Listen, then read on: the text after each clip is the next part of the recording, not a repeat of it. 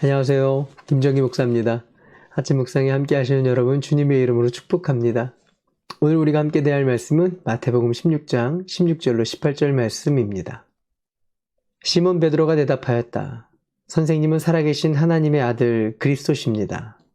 예수께서 그에게 말씀하셨다. 시몬 바요나야, 너는 복이 있다.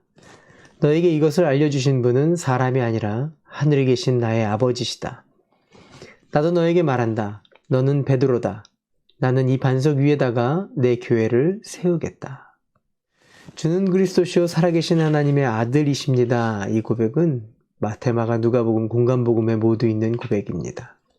여기서 그리스도라는 뜻은 하나님이 세워 기름 부은 자들이라는 뜻이에요. 구약의 이스라엘은 왕과 제사장과 선지자를 세울 때 그 머리에 기름을 부었습니다.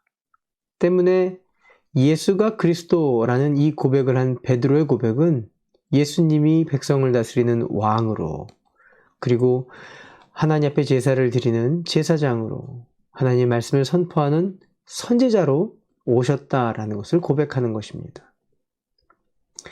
그런데 예수님은 이 베드로의 고백, 이 고백이 교회의 근본이다 이렇게 말씀하시는 거예요. 그 고백 위에 내 교회를 세우겠다 이렇게 말씀하신 거죠. 우리는 막연히 교회다라고 생각하면 따뜻하고 이웃을 사랑하고 복음을 증거하는 곳이라고 알고 있지만 사실 교회의 근본이 그리스도다라는 사실에 대해서는 많이 알지 못하고 지나갑니다. 주는 그리스도라는 고백, 이 고백을 베드로가 한 것을 예수님은 귀하게 여기셨어요. 왜냐하면 그것이 내가 세울 교회의 근본이기 때문에 그렇습니다. 그래서 베드로에게 이렇게 얘기하시죠. 바요나 시몬아, 내가 복이 있다. 스스로 알 수도 없고 말할 수도 없는 이 비밀스러운 사실을 하나님의 영이 베드로의 입술을 사용하셔서 증거케 하셨기 때문에 그렇습니다. 그래서 복이 있다 이렇게 말씀하신 거예요. 베드로에게는 은혜이고 축복입니다.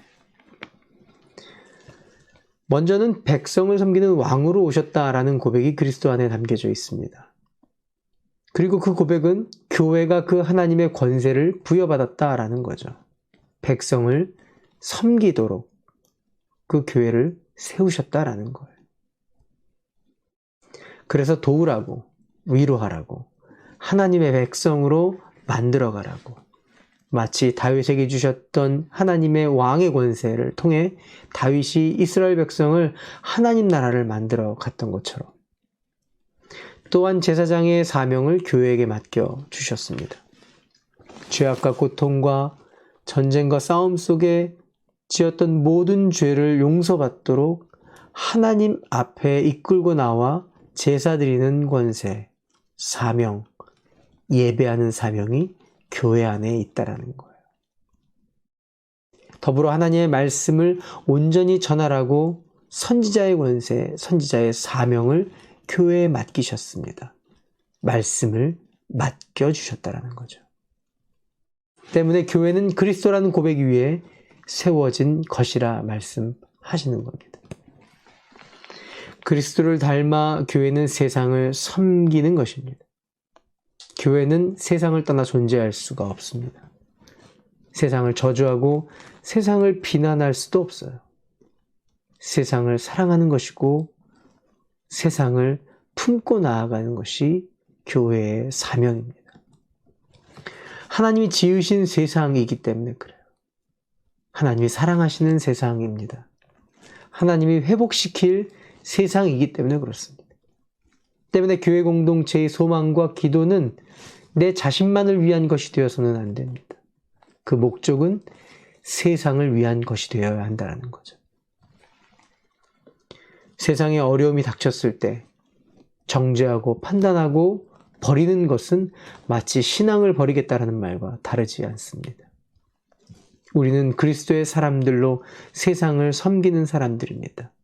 메시아의 족속, 메시아의 사람들로 세상을 섬기는 사람들이에요. 그래서 그리스도인입니다. 예수님이 하나님의 아들임에도 불구하고 그 모든 권세를 다 가지고 있다 할지라도 그렇게 하지 않으셨어요. 어떻게 하셨냐면 왕임에도 불구하고 섬기셨고, 제사장임에도 불구하고 섬기셨고, 선지자임에도 불구하고 섬기셨습니다. 십자가로 그 모든 것들을 이루고 섬기셨습니다. 교회는 두 가지 소망이 있습니다. 첫 번째는 세상 속에 있어야 한다는 것. 세상의 고통과 무너짐과 소망을 잃은 자들이 어떠한 정죄도 판단도 평가도 없이 자유하게 들어올 수 있는 열려있는 곳이 되어야 하고, 그들을 맞이하는 공동체 그리고 교회 성도가 되어야 한다는 것. 또 하나의 소망은 거룩한 분 그리스도의 십자가를 따라가는 것입니다. 이것이 교회의 소망입니다. 저와 여러분은 하나님 나라를 보여주는 사명을 가졌습니다. 사도행전 11장에 보면 안디옥 교회의 교인들이 그리스도인이다 라고 불리기 시작했어요. 그리스도의 사람들, 메시아의 사람들, 그 메시아의 권세를 가진 사람들. 여러분은 택하심을 받은 족속입니다. 왕과 같은 제사장이고 거룩한 민족이고 하나님의 소유된 백성입니다. 그래서 여러분을 어두움에서 불러내어 자기의 놀라운 빛 가운데로 인도하신 분의 업적을 여러분이 선포하는 것입니다. 이것이 사명이고 이것이 교회가 해야 할 사명이고 저와 여러분이 그 하나님 나라를 향해 헌신하는 것입니다. 이 하나님 나라에 헌신하는 우리 모두 되기를 축복합니다. 기도하겠습니다. 우리 함께 기도할 때 왕으로 오신 주님, 제사장으로 오신 주님, 선지자로 오신 주님으로 고백하게 하시고 세상을 향해 그리스도를 따라서 이 땅을 섬기며 이 땅의 죄악과 아픔을 품고 하나님 앞에 예배하는 자들로 이끌어내는 자들 되게 하시고 하나님의 말씀의 권세를 세워가는 하나님의 백성들 되게 해달라고, 하나님 나라를 이루는 우리의 공동체와 우리 한 사람 한 사람 되게 해달라고 기도하겠습니다.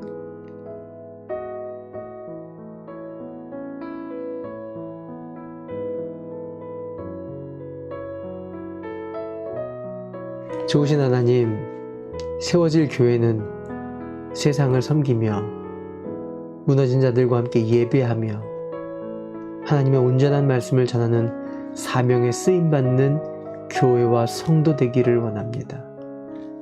그리스도라 불려지는 그리스도의 사람들이 메시아의 사람들로 쓰임받게 하여 주시옵소서.